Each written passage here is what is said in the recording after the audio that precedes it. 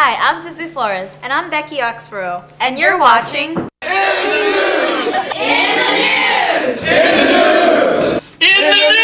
News!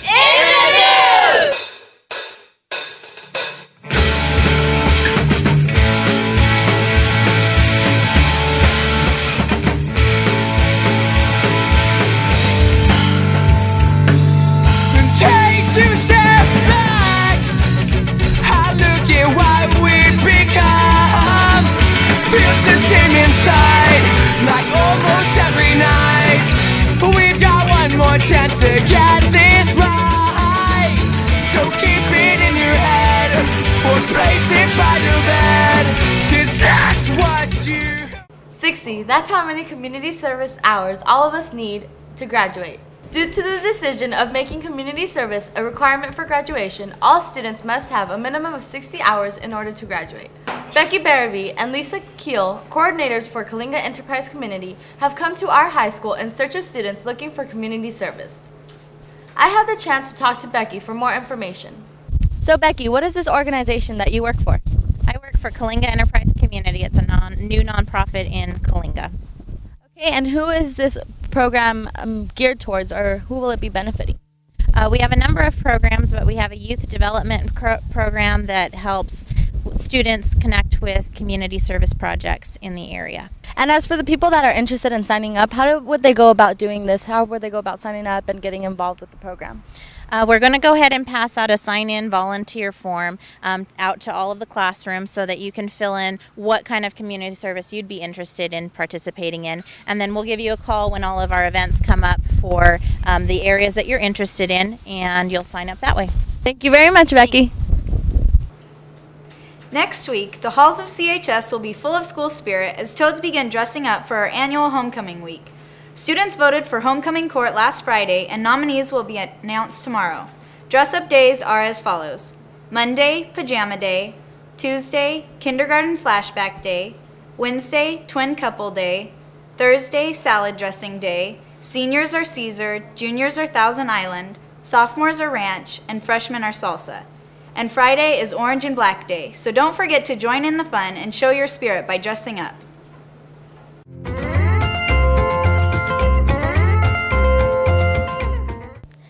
I'm Sandra with In the News at CHS, and I'm here with Mrs. Awa, a new teacher here at CHS. So, what brings you here to CHS?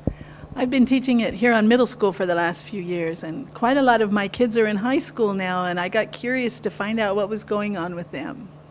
Okay, so you've written several books in the past, is that right? Yes, I have. So is there any future books coming up? Yes, I actually just finished a book about Huron Middle School and some of the funny things that happened with kids there. So hopefully it'll get published? I'm hoping. The University of Iowa is looking at it. I would be very excited if they published my book. Hopefully it will.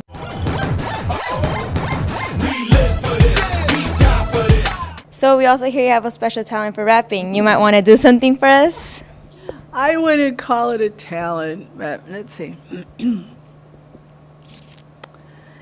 When you want great rapping, Beta's the man. If the grandma can rap, well, anybody can. All a person needs is a little bit of time. You got to listen for the rhythm, got to listen for the rhyme, got to find yourself some boys that'll back you with a beat, and the next thing you know, you'll be singing in the street. And that's sweet. If you listen to that advice when you walk out the door, then you don't have to listen to my rap anymore. Just keep your pencil sharp and keep your act clean. You could be the best rapper this school has ever seen. Thank you. Now back to you guys. Our new sports medicine class is doing big things now with their new vision of a sports medicine facility. The class is currently working on a presentation to be presented to administration, faculty, and athletes. This presentation will include statistical analysis of injuries and polls given to students, asking them if they feel the need for a sports med facility. Carissa Sullivan had a chance to speak to some students who are a part of the new ROP class. Hi, I'm Carissa Sullivan with In the News at CHS, and I'm here with some students from the new ROP Sports Medicine class. So what are you guys going to be doing in the class? Right now we're working on getting a training room for the high school, and we're learning about basic injuries, how to tape, and just some simple stuff like that. Okay, and where's the new training room going to be? It's going to be at the old middle school's weight room. Okay, thank you. Thanks, Carissa. We will be sure to keep you informed about the new offerings to Kalinga High School. On last week's broadcast, we brought to you the story of vandalism cases that occurred on campus on Labor Day weekend. According to the Kalinga record, 18-year-old Andres Garcia was arrested on 2 counts of vandalism and a misdemeanor count of vandalism. Garcia was linked not only to the vandalism we saw on campus, but also another campus and some sites around town. Thanks to the efforts of some hardworking people, the graffiti was cleaned up promptly, as you saw on last week's show. Remember guys, this is our school. We need to take care of it. Do your part. If you know of anyone who did or is thinking about ruining our school, report it to any school administrator or faculty member.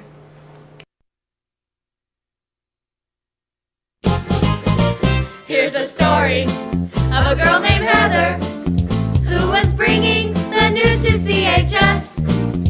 And along with all her staff, they helped the toadstool to be the very best. Here's a story of a girl named Zisley who was producer of TVs in the news. There was Becky and Tommy and Hugo, all a part of her crew.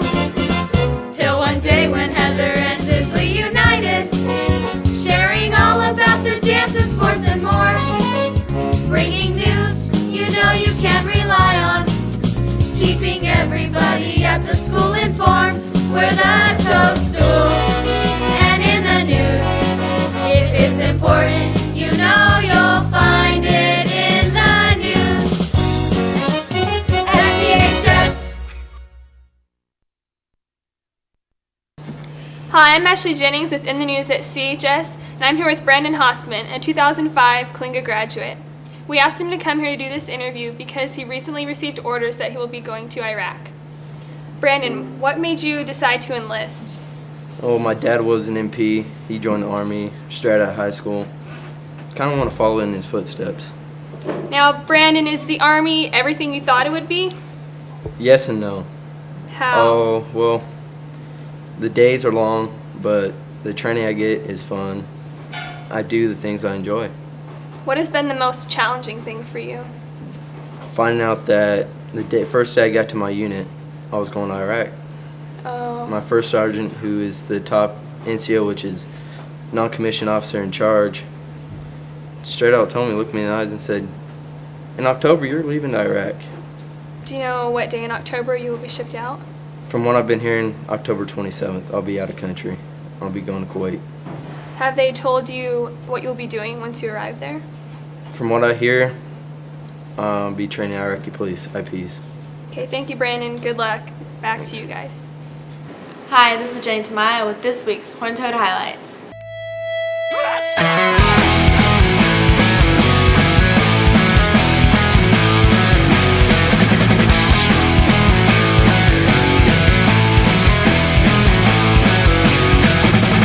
Before you jump down my throat, I'd like to present you with something I call personality. Word travels fast when you're on the road. I'd like to think what I haven't. Last Friday, our Toads were scheduled to play against the Corcoran Panthers, but due to scheduling conflicts, the JV game ended after 2 quarters and the varsity game was canceled and scheduled for Saturday. I got a chance to talk to Mr. Cash about the incident. And the officials, according to our schedule, were not scheduled here, and they gave us a preliminary schedule, and it's not on the roster. I assumed that they were there, and I didn't check the schedule. All the other games have been scheduled. The Thursday game with Kalinga's freshmen and Corcoran's freshman was scheduled, so I assumed that the others was scheduled as well. So we're checking to see whose fault it was, but you know, I really didn't check the schedule again, so we don't know. We'll see. so is this JV game not going to count? The JV game will not count. It will count just as a scrimmage. The varsity game will count, and we'll play tomorrow at 1 o'clock. Has this ever happened before? It's happened before, but not during my time. And field reporter Daniela Pimentel got a chance to speak with 2 Toad players. I'm here with a couple of other football players. I'm here to how do you feel about having to play on a Saturday instead of a Friday night? Well, we had that mishap with the refs and everything, but it's weird playing on Saturday. It throws you out of your routine. You're used to going to school, and that keeps your mind off things. Now you have to worry about what you're going to do, and you're just not as focused. But I'm proud of the guys. We came out pretty hard. We started out flat. We came out hard in the second half, and we put it to them and got a W. That's good. And Max, what do you feel about the next game against DP next week? We're running it. It's punt, yard for yard and pound. And do you guys feel that you guys team players did all with their all, or I think we left it on the field. Everybody played hard. There was some hard hitting. If you miss a game, you miss a good one. Yep, didn't you get the one at the end of the hits? No, that was Cal. Oh, I thought it was you or Cal. Well, thank you for giving us your time, and we're ready for DP. Bring it on. Thank you. Back to you guys. Thanks, Daniela. The Toads are now 2-1 after Saturday's great game with a final score of 37-19. This Friday, the Toads are traveling to Dos Palos, so good luck, guys. This is Jenny Tamayo, and these were your Horned Toad highlights. Back to you guys. Thanks, Jenny. And thank you for watching. And remember, if it's important, it's in the news at CHS.